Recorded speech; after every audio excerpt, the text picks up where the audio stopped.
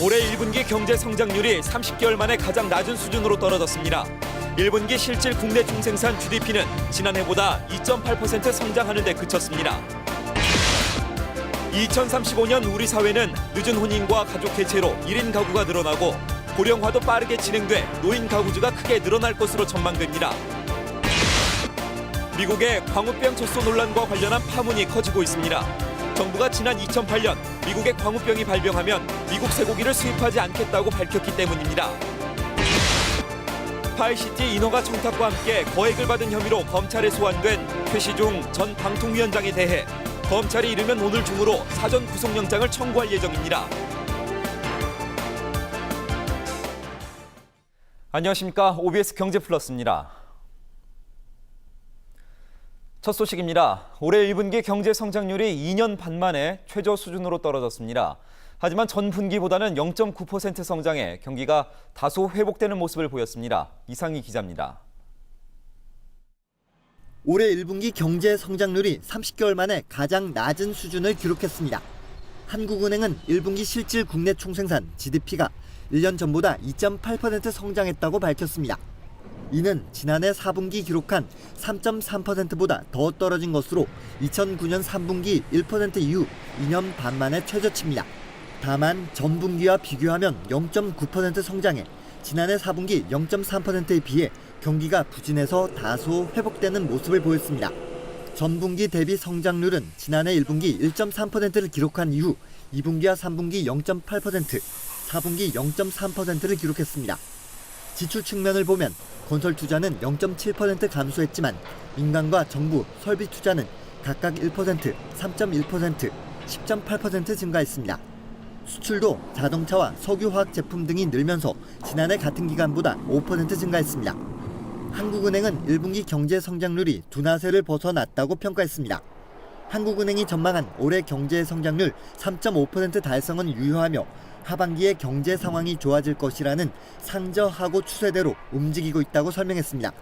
OBS 뉴스 이상희입니다. 앞으로 20년 후인 2035년 우리 사회의 가구는 어떤 모습일까요? 고령화로 인해 60대가 가장 많아지고 가족 해체로 인해 1인 가구가 크게 늘 것으로 예상됐습니다. 최진만 기자입니다.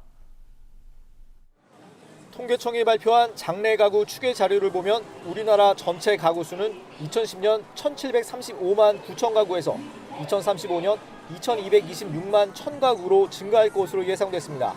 이와 달리 가구당 평균 인원은 2010년 2.71명에서 2035년 2.17명으로 감소할 것으로 전망됐습니다. 부부와 자녀가 포함된 가구가 감소를 하고 1인 가구와 부부 가구가 크게 증가하기 때문입니다. 여성 가구주도 30%를 훨씬 웃돌 것으로 예측됐습니다.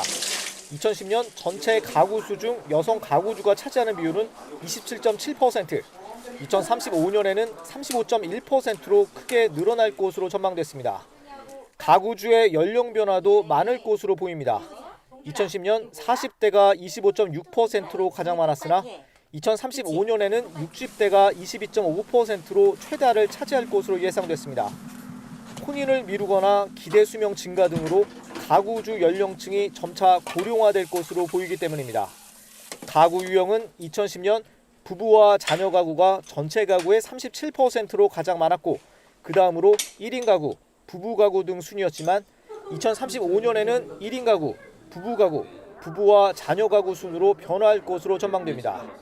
고령화에 따라 75세 이상 1인 가구는 2010년 48만 4천 가구에서 2035년 210만 5천 가구로 4.3배 증가할 것으로 추정됐습니다. OBS 뉴스 최진만입니다.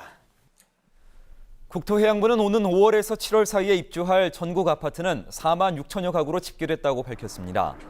이는 올해 2월에서 4월 사이 입주 물량인 3만 2,600여 가구보다 1만 3천여 가구 늘어난 수치입니다. 지역별로는 수도권에서 2만 5,750가구, 지방에선 2만 627가구가 입주하고 85제곱미터 이하 중소형 주택이 66.7%를 차지하고 있습니다. 국토해양부는 올해 1분기 항만 물동량이 3억 3,134만 톤으로 1년 전보다 4.5% 증가했다고 밝혔습니다. 항만별로는 부산항과 울산항이 각각 8.7%와 5.7% 늘어난 반면 인천항은 유류 수출입 감소로 2.2%, 포항항은 유연탄 수입 감소로 2.5% 각각 감소했습니다. 1분기 전국 항만 컨테이너 물동량은 539만 1000TU로 전년보다 6.9% 증가했습니다. 미국의 광우병 젖소 발생에 따른 논란이 확산되고 있는 가운데 시민단체들이 정부의 미국산 쇠고기 수입과 유통 중단을 촉구하고 있습니다.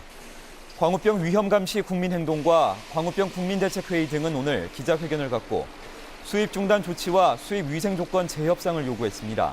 이와 관련해 청와대는 미국에서 광우병이 발병했는데도 불구하고 수입을 중단하지 않고 있다는 주장에 대해 국민 건강을 놓고 사실을 호도하는 건 자제해야 한다는 입장을 내놨습니다. 오늘 코스피 지수는 미국발 호재와 외국인의 꾸준한 매수에 힘입어 6거래일 만에 상승세로 돌아섰습니다. 현대증권 김지훈 씨가 자세한 소식 전해드립니다. 오늘 코스피 지수는 2.06포인트 상승한 1964.04로 마감됐고 코스닥 지수는 6.86포인트가 내린 476.62로 끝났습니다. 코스피 지수가 6거래일 만에 상승세로 돌아섰지만 오름폭은 미미한 수준이었습니다.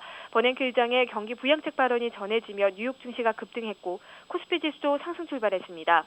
장 초반 1970선을 돌파하며 오름세를 이어가던 코스피 지수는 개인과 기관의 동반 매도 속에 지난 2월 1일 이후 약 3개월 만에 1950선대까지 떨어지기도 하는 등 전강 후 약의 모습을 보였습니다. 외국인의 꾸준한 매수에 힘입어 간신히 1960선을 지키며 장을 마쳤습니다. 오늘 업종별로는 의료정밀과 전기전자, 음식료 업종은 상승한 반면 증권과 은행, 통신업종은 하락했습니다. 종목별로는 삼성전자가 외국인 매수에 힘입어 사흘 연속 상승했지만 LG전자는 6% 넘게 하락하며 IT주의 등락이 엇갈렸습니다. 현대차와 현대모비스 등 자동차주는 연일 강세를 보였고 반면 포스코와 기아차, 현대중공업은 하락했습니다. 지금까지 현대증권에서 전해드렸습니다. 파이시티 인허가 금품 로비 의혹을 수사 중인 검찰이 최시중 전 방송통신위원장의 사건 무마 청탁 정황을 새롭게 포착했습니다. 최 전 위원장은 14시간 넘게 조사를 받은 뒤 오늘 새벽 귀가했습니다. 김지만 기자가 보도합니다. 검찰이 파이시티 인허가 금품 로비 의혹 사건과 관련해 최시중 전 위원장이 이정배 전 파이시티 대표의 경찰 수사를 무마하려 한 정황을 포착했습니다. 지난 2010년 8월 이 전 대표가 프로젝트 파이낸싱 대출과 관련해 경찰청 특수수사과 수사를 받자 최 전 위원장을 통해 사건 무마를 시도했다는 겁니다. 검찰은 이 전 대표의 주장대로 최 전 위원장이 당시 민정수석이던 권재진 법무장관에게 사건을 청탁했는지를 조사하고 있습니다.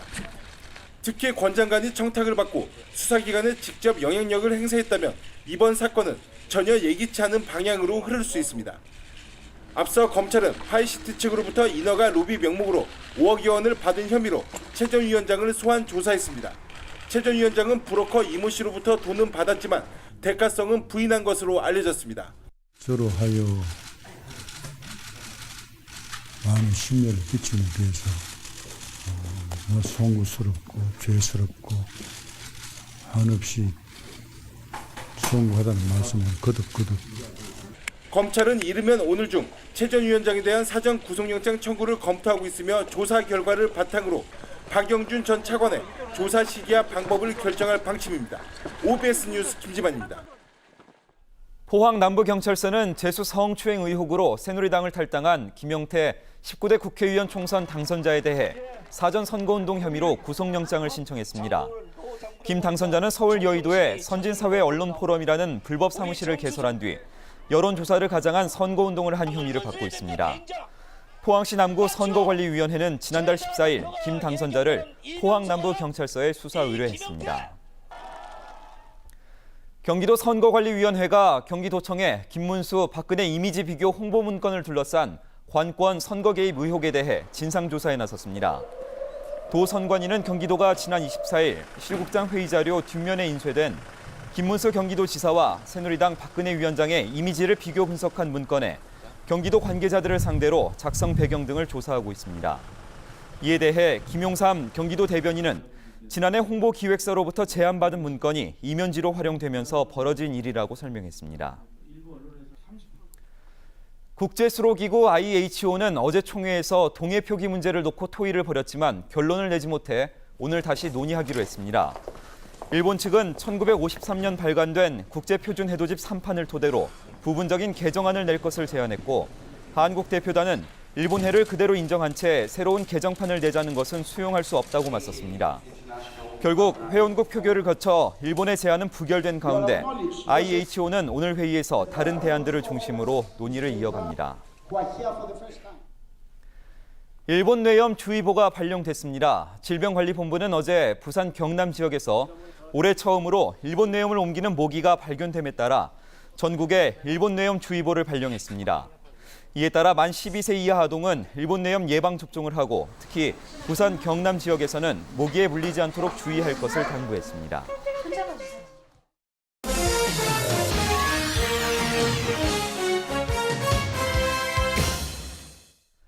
지난해 인천시 교육청이 고등학교 기숙사 건립을 추진했으나 시의회의 반대에 부딪혀 중단됐습니다. 그런데 교육청이 또다시 일반계 고등학교 6곳에 기숙사를 건립하겠다고 발표해 논란이 일고 있습니다. 남인천 방송 우종현 기자가 보도합니다. 고등학교 기숙사 설립을 놓고 교육청과 시의회 간 찬반 논란이 다시 불붙을 전망입니다. 인천시 교육청은 내년 8월까지 일반계고 6곳에 기숙사를 건립한다는 계획을 발표했습니다. 기숙사 건립에 필요한 예산은 한 곳당 약 25억 원, 모두 6곳에 기숙사를 건립하는 데는 150억 원이 소요될 전망입니다. 시교육청은 학생들의 공동체 학습과 원거리 통학 학생을 위해서라도 기숙사는 반드시 필요하다는 입장을 밝혔습니다.